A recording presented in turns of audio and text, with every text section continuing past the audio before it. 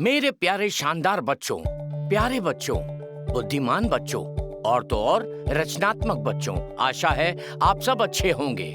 हम सबको रचनात्मक होना चाहिए, सभी को जिज्ञासु होना चाहिए, क्योंकि जिज्ञासा और रचनात्मकता आविष्कार और नवाचार की ओर ले जाती है। डॉक्टर एपीजे अब्दुल कलाम के उदाहरणों में से एक इस प्रकार है। पढ़ना रचनात्मकता देता है, रचनात्मकता सोच की ओर ले जाती है, सोच ज्ञान प्रदान करती है और ज्ञान आपको महान बनाता है। प्रेस सूचना ब्यूरो के अनुसार भारत हर साल 62 मिलियन टन कचरा पैदा करता है। इसमें रिसाइकिल करने योग्य और नॉन रिसाइकिल दोनों तरह के कचरे होते हैं। उत्पन्न कचरे को 3 प्रमुख श्रेणियों में विभाजित किया जा सकता है। जैविक कचरा, सभी प्रकार का बायोडिग्रेडेबल कचरा, सूखा कचरा जैसे पुनर्चक्रण योग्य कचरा, जैव चिकित्सा कचरा जैसे स्वच्छता या खतरनाक कचरा।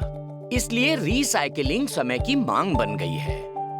रिसाइकिलिंग को रचनात्मक पुनः उपयोग के रूप में भी जाना जाता है। उत्पादों, अपशिष्ट सामग्री, बेकार या अवांछित उत्पादों को नई सामग्री या उत्पादों में बदलने की एक प्रक्रिया है, जिसे कलात्मक मूल्य या पर्यावरणीय मूल्य जैसे अधिक गुणवत्ता वाला माना जाता है। रिसाइकलिंग के पर्यावरणीय लाभ बहुत हैं।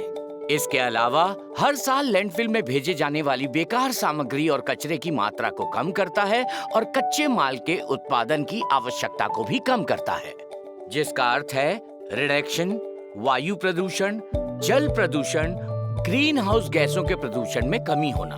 कपड़ों से बना सकते हैं बैग, वॉल हैंगिंग, पुरानी बोतलों से हम बना सकते हैं फूलदान और लैंप्स, रसोई के कचरे से पौधों के लिए खाद बना सकते हैं। डिजिटल प्लेटफॉर्म पे चेक करें, जिसमें कचरे का कैसे उपयोग करें इसके बहुत सारे संसाधन हैं। मैं आपको कुछ रचनात्मक उदाहरण देता हूँ। 2021 टोक्यो ओलंपिक ने सभी इलेक्ट्रॉनिक कचरे का उपयोग करने की अविश्वसनीय उपलब्धि हासिल की है। सुंदर मेडल्स बने हैं रिसाइकिल कंज्यूमर इलेक्ट्रॉनिक से, खास करके आईफोन से। ये medals 78,985 ton recycle consumer electronics से बने हैं। ये इलेक्ट्रॉनिक्स जापानी नागरिकों द्वारा सक्रिय रूप से दान किया गया था।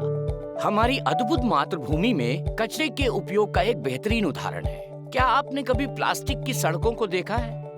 अब तक हमारे देश में लगभग 33,700 किलोमीटर प्लास्टिक रोडवेज हैं। इस पहल के पीछे जो इंसान है वो है राजगोपालन वासुदेवन। इन्हें प्लास्टिक मैन ऑफ इंडिया के नाम से जाना जाता है। सड़कों के निर्माण के लिए प्लास्टिक कचरे का उपयोग करके उस प्लास्टिक से सड़कों का निर्माण किया। क्या आप इस बड़े दिल वाले सुपर कॉप से मिले हैं? श्री डी शिवानंदन, पूर्व DGP, director general of police और कमिश्नर ऑफ मुंबई।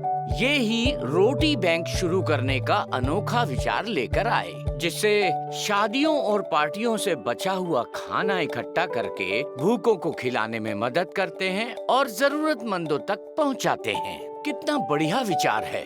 बचे हुए भोजन का उपयोग कर और भूखे को खिलाने में मदद करना।